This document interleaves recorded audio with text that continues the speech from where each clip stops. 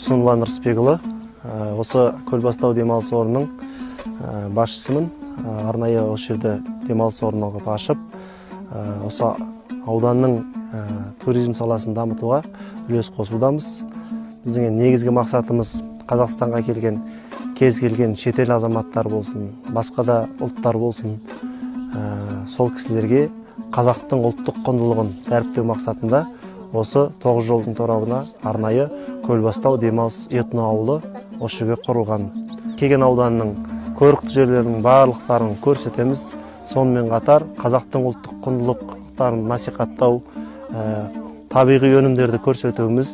Енді қазір мына қарасаңыздар, шетел азаматтары сүт өнімнен құрт майымыздың жасалатынын көрсетіп жатыр. Назар аударсаңыздар, мінекейіңіздер, Кореядан келген қонақтарымыз мінекейіңіз кілегей құрттың жасалуын қазір тамашалауда.